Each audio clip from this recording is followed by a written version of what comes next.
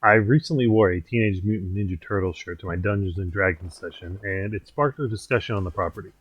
Standard fare of who was the coolest and how crazy mutant animals were if you actually thought about it. Why does a rat know karate and race turtles? It makes no sense, but who cares? It's awesome.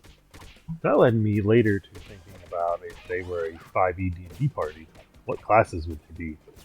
Maybe I just have classes in my mind, as I made a video about what class one picks when starting a new CRPG over on my other channel, but I put some time into thinking about it when it comes to the turtles, and was a little disappointed that I didn't pose the question in my group.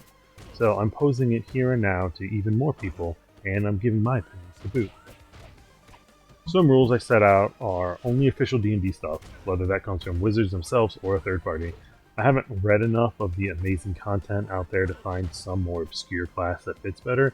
If you have one, mention it in the comments. I'm not going to get into the nitty gritty of picking out what subclass best fits each character or class mentioned. And finally, no multi-class.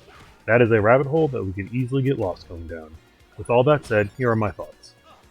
I'm starting off with what I think is an easy one. Donatello is the smartest of the group, so he would be an intelligence-based character, but he doesn't do magic, so that rules out wizard. He does, at least in the versions I've watched, make machines and other scientific things that sometimes seem like magic to the layman, so that makes him an artificer in my book. When I think of someone who can make gadgets that rival magic and can still kick physical butt, I think of an artificer, and I think of Donatello.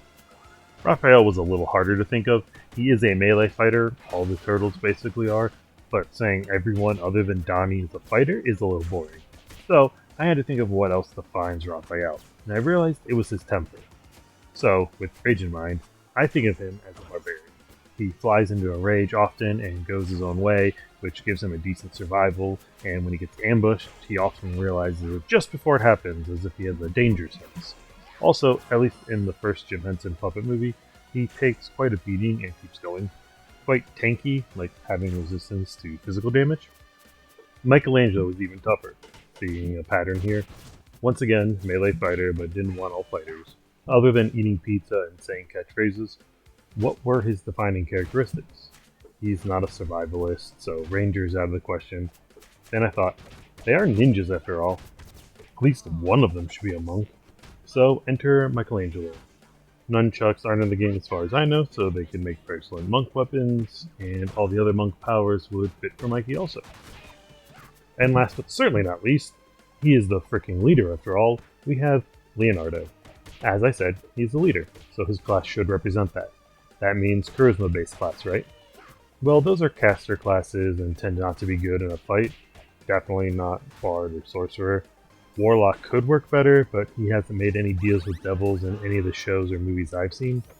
Paladin could work, but I don't think of him as a paragon of good the way paladins are usually represented. And they are healers, which he really isn't. So, what melee class would show off his ability to lead? That's when I thought of the Battle Master Fighter. But wait, you said you weren't doing subclasses. Oh no, someone in a YouTube video made a rule and then went back on it. That never happens, right? Well, it did here. I feel that the battle maneuvers are a great way to show off Leo's ability to command his teammates/brothers. I feel it's the only thing that does. Plus, finally, a fighter, and I've been saying they could all be that class. There you have it. If you don't agree, spout off in the comments about how you would make them. If there is some cool third-party stuff that makes more sense, by all means, drop it down there. And if you want to get more people involved in the conversation, be sure to like the video and share it with your friends. And as always, have a great rest of your day.